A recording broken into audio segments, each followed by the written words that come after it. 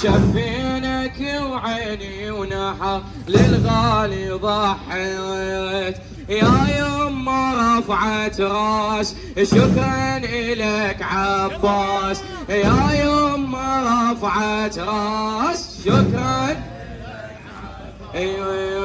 تربية أمك والنعم والحجر لو ما كان يفرح جبهتك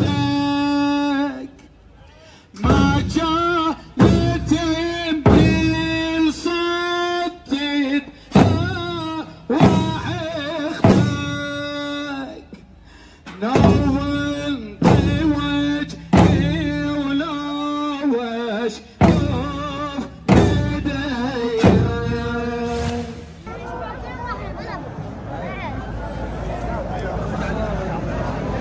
يلا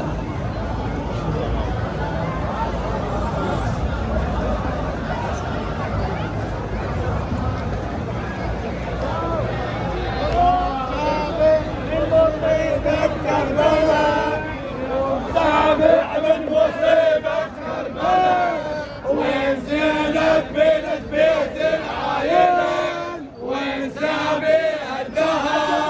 عالقبر ما حد حضر وين سابع الدهر عالقبر ما حد حضر يوم سابع من مصيبة كربلاء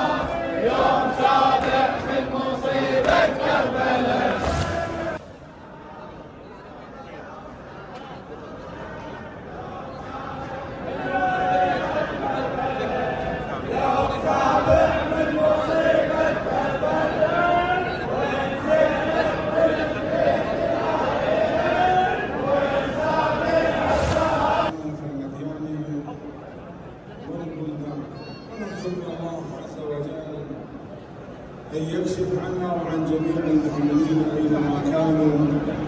كل خطر وبلاء بصاحب كربلاء إمامنا سيد الشهداء. الله تبارك وتعالى أن يعجل في فرج مولانا صاحب العصر والزمان، ولا ننسى أمواتنا في هذه الليلة وفي هذه الساعة وفي هذا المكان الطاهر، ونقدم لهم الهدية والرحمة إن شاء الله، وهي الصلاة على النبي وآله.